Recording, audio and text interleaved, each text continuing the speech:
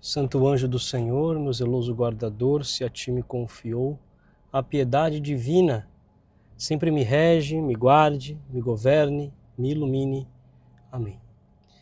Queridos irmãos e irmãs, hoje quero convidar você a meditar a primeira leitura, o livro dos Macabeus. Ontem nós não fizemos a meditação, então eu queria, de certa forma, fazer a meditação, encurtar um pouco o texto de ontem, mas como uma introdução para o texto de hoje, para nós entendermos aquilo que acontece no livro dos Macabeus. Essa semana toda nós vamos acompanhar a leitura do livro dos Macabeus. É um livro muito bonito, inclusive convido você, se você quiser, se você puder, como forma de oração, a rezar com ele esses dias, na sua oração pessoal, a rezar com ele esses dias, entendendo aquilo que nosso Senhor pede para a tua vida. Bem, então, a época dos Macabeus, este texto, este livro, ele foi escrito ali por volta do ano 100 a.C., 63, 60 e alguma coisa. Ou seja, é um livro que antecede a vinda de nosso Senhor Jesus Cristo. Ele antecede de forma real. Né? E para nós entendermos, temos ali no povo de Israel, com todas as abominações, todos os pecados que o povo de Israel cometera, o povo de Israel foi levado ao exílio. Então, no exílio nós tivemos como que 3 governos que dominaram Israel. O primeiro foi o Império Babilônico. O Império Babilônico acabou com Israel, destruiu a fé em Israel. O Império Babilônico. Mas depois, mais tarde, veio o Império Medo-Persa. E os persas, depois nós já vimos isso em outras meditações, o Império Persa, com o rei Dário e outros reis persas, eles permitiram que Israel voltasse à fé. É como se eles tivessem, dentro do Império Persa, eles tivessem colocado ali vários governos locais, permitindo assim que Israel voltasse com a sua fé. Então, com a reconstrução do templo e tudo mais, assim, Israel foi voltando aos poucos. Mas depois do Império Medo-Persa, veio o Império Greco-Macedônico. Greco-Macedônio. Este Império da Macedônia, eles tinham uma imposição cultural para cima do povo de Israel. Então eles começaram a proibir diversas coisas. Agora vocês vão ter que viver como nós queremos, da forma que nós queremos, a maneira que nós queremos. Agora vocês vão viver da nossa forma, e isso nós podemos ver no texto de ontem. Aquilo que eles queriam, né? O texto diz que brotou uma raiz iníqua, Antíoco Epífanes, filho do rei Antíoco. Então aqui nós já temos, né, este rei Antíoco. Este rei foi aquele que começou a impor a cultura macedônica para o povo de Israel. E o que ele quis fazer, né? Aqui eu vou resumir para você. Vamos fazer aliança com as nações vizinhas. Depois, por um decreto do rei, ordenou a todos os povos que fossem um só, obrigaram a abandonar os seus costumes particulares. Quais costumes, né? Aí nós temos uma série de costumes, prescrições judaicas daquele tempo, a circuncisão, que era o sinal da aliança. Antíoco decretou pena de morte para quem circuncisasse seu filho. Decretou pena de morte para as mães que circuncisassem seus filhos, para as crianças circuncidadas. Depois também ele proibiu, sob pena de morte, a observância do sábado. Depois também ele proibiu, não só proibiu, mas como substituiu as festas judaicas, principalmente as festas das tendas, as festas da Páscoa, né? Colocou competições, jogos gregos, culto a deuses pagãos. Ele também proibiu a observância a leis alimentares, né? Então essa coisa de evitar carne impura, evitar comer carne de porco, práticas de impureza ritual. Então ele forçava o povo a comer os alimentos mesmo. Depois também outros sacrifícios, ele proibia sacrifícios. Na verdade, o altar foi profanado, o altar do templo foi profanado. Aquilo que nós temos no texto de ontem, que nós escutamos, este imperador Antíoco Epífanes, ele cometeu aquilo que nós chamamos de profanação da abominação. Era uma coisa abominável. Ele pegou o altar e declarou e construiu o altar a outros deuses, ele dentro do templo. Então, ele profanou, ele cometeu um ato de impureza abominável aos olhos do Senhor, aos olhos daquele povo. Depois, ele proibiu o culto ao Senhor, colocou culto a deuses gregos, como Zeus, sacrifícios pagãos. Além do altar do templo, construiu altares em outros lugares. Foi proibido também o estudo da Torá. A Torá foi proibida. Os livros sagrados eram queimados. Quem possuísse os rolos da lei poderiam ser executados, mortos. Né? A pureza ritual, porque eles tinham vários ritos de purificação, o modo como se lavar, o modo como lavar os talheres. Não, nada disso. Né? Estas normas de santidade levítica foram cortadas. Então, a intenção aqui era nivelar os judeus para que eles adotassem os costumes gregos, abandonassem as vestes identitárias, aquilo que era deles, e começassem a adotar os costumes gregos. Né? Foi construído um templo para Zeus, um lugar, o templo foi lugar, né, de várias abominações, as práticas foram proibidas. Então, a coisa aqui era, agora vocês vão fazer do nosso jeito, da forma como nós queremos. Aqui queria, antes de entrar no texto de hoje, fazer uma breve leitura disso, né? Porque como é importante, se nós colocarmos aquilo que enxergamos em Macabeus no texto de hoje, nós podemos ver a mesma coisa. Nós podemos ver a mesma coisa. Os cristãos do nosso tempo, hoje, eles são atacados de todas as formas. Isso é uma realidade. Em muitos países, o cristianismo hoje, ele já não pode ser expresso. Você já não pode andar com uma cruz ao peito, com alguma inscrição.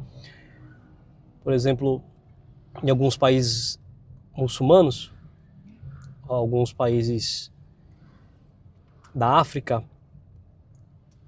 até mesmo no próprio Israel, você não pode andar com a inscrição, nós do Shalom, não podemos andar com a inscrição Shalom em hebraico, porque isso é uma afronta a eles.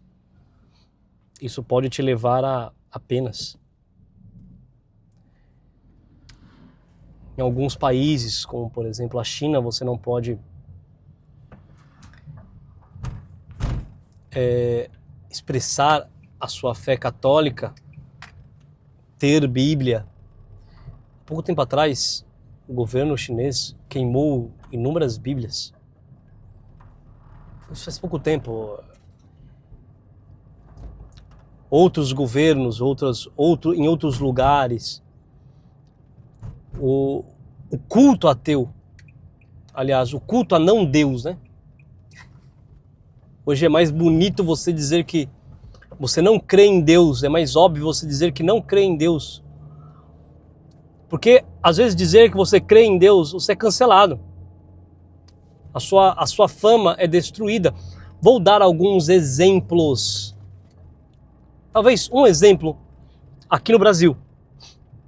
Se você toma alguma opinião midiática, se toma alguma opinião popular, então as pessoas elas vão te julgar dizendo, se você for cristão, óbvio, as pessoas vão te julgar dizendo, ele pensa assim porque ele é cristão, então o pensamento dele não vale. Basta ver aquilo que as pessoas dizem sobre o aborto. Você é cristão, prega sobre a vida, contra o aborto, você não pode opinar porque você é cristão. É assim. Nas faculdades, as faculdades, conheço pessoas em faculdades, alunos em faculdades, acompanho algumas pessoas e isso é muito, muito claro e tentam espalhar, nas escolas, tentam espalhar mentiras sobre relatos históricos dentro da igreja. Pessoas que querem entender mais da Bíblia do que a própria Sagrada Escritura. Querem fazer uma releitura da Sagrada Escritura a partir do ateísmo, dizer aquilo que Cristo é. Existem inúmeros livros, se você pegar inúmeros livros de autoajuda, inúmeros livros pagãos, falando sobre nosso Senhor Jesus Cristo, sobre aquilo que Ele é, sobre aquilo que Ele não é, dando palpite sobre a Sagrada Escritura. Isto existe nos tempos de hoje. Isso existe nos tempos de hoje. Isto é real. Nós vivemos num tempo que ser cristão não é um benefício grande, não. Hoje, a cultura pagã, a cultura ateísta em que nós vivemos. Existe um livro, inclusive, do Papa Bento XVI, Ser Cristão na Era Neopagã. Um livro muito bom e indico a todos a leitura. Hoje, ser cristão não é sinônimo de tranquilidade espiritual. Não é sinônimo de tranquilidade na vida. Ser cristão hoje é lutar contra uma cultura. Ser cristão hoje é lutar contra um pensamento mundano que nos obriga a ser como eles querem que nós sejamos. Senão você vai ser taxado de radical, fanático religioso e outras características que não preciso citar o nome, mas nós entendemos muito bem. Pois bem, o texto de hoje, nós temos aqui um relato muito bonito de Eleazar. Eleazar, no tempo dos Macabeus, então entendemos, né? Os Macabeus aqui é este povo que se levanta, é um povo que se levanta, um povo sacerdotal que se levanta contra as tiranias do Império Greco-Macedônico. Então eles se levantam, nós vamos testemunhar a nossa fé.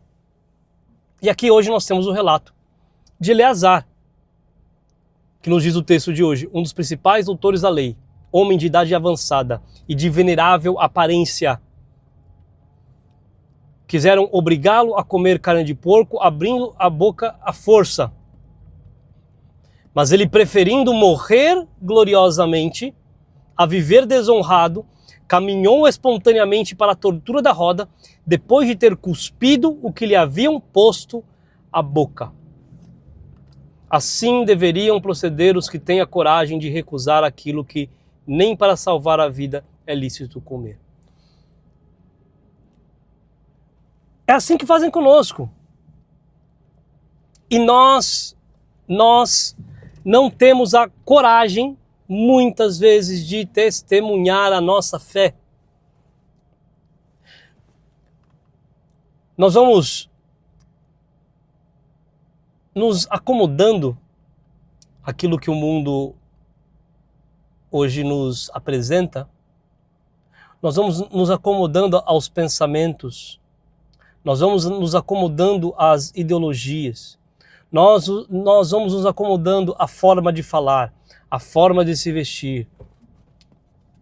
Nós vamos nos acomodando às formas de agir. Nós vamos nos acomodando à desonestidade, aos jeitos.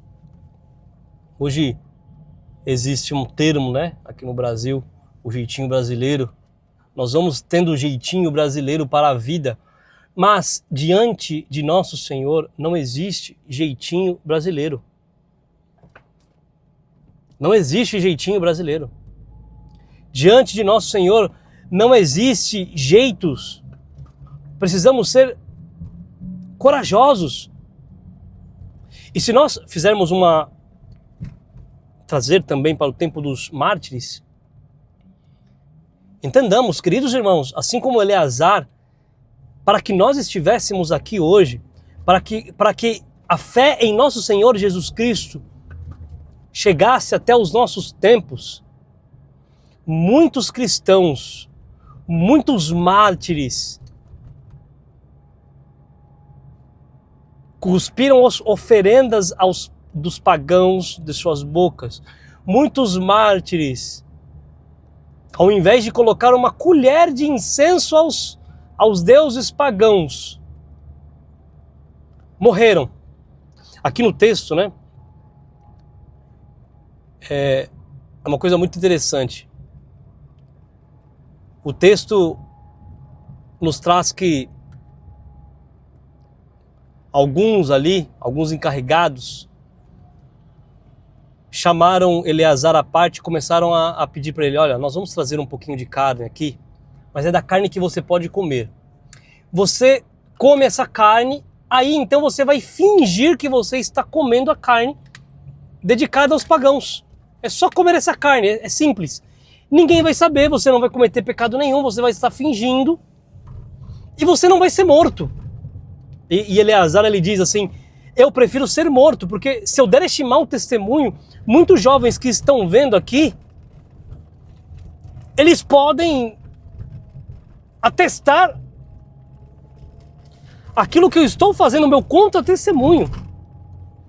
Eles podem se corromper, eu não quero corromper a ninguém. Eu prefiro morrer, eu prefiro a glória do Senhor do que fingir. Porque a nossa fé não é um fingimento. A nossa fé não pode ser uma fé fingida. Nós precisamos ter a coragem de enfrentar quem quer que seja, o pensamento que seja. Nós precisamos ter a coragem para dar testemunho de nosso Senhor nos tempos atuais. Como é difícil quando nós vamos para a escola e os nossos amigos, eles falam coisas diferentes. Como é difícil quando nós vamos nas nossas conversas de amigo, nas nossas rodas de conversas, quando citam alguma conversa impura, quando falam de algo contra aquilo que nós cremos, nós não temos a coragem de nos pronunciar. Isso é muito sério, queridos irmãos. É muito sério. Nós precisamos ser radicais. A radicalidade, ela é boa. Muita gente acha que ser cristão e radical Ser radical é ser um fanático. Não. Ser radical é ir à raiz de nosso Senhor Jesus Cristo, fazer o que nosso Senhor Jesus Cristo fazia, viver como nosso Senhor Jesus Cristo vivia, pensar aquilo que ele pensava. Como é necessário nos nossos tempos esses homens corajosos. Nós precisamos de santos, precisamos de pessoas que testemunhem, precisamos de pessoas que deem a cara a tapa. Nós precisamos de pessoas que se vistam com as vestes da santidade. Não porque já são santas, mas porque lutam contra o pecado. Pessoas que dizem, olha, é possível ser santo, é possível chegar ao céu, é possível viver a vida na igreja, é possível ter um matrimônio santo, é possível viver uma vida casta, é possível ser paciente, é possível cortar com todos os apegos, é possível viver uma vida em Cristo, é possível viver uma vida honesta, é possível. Nós precisamos de pessoas assim. Nós precisamos desse testemunho como este Eleazar, que não se vendeu, não vendeu a sua fé para viver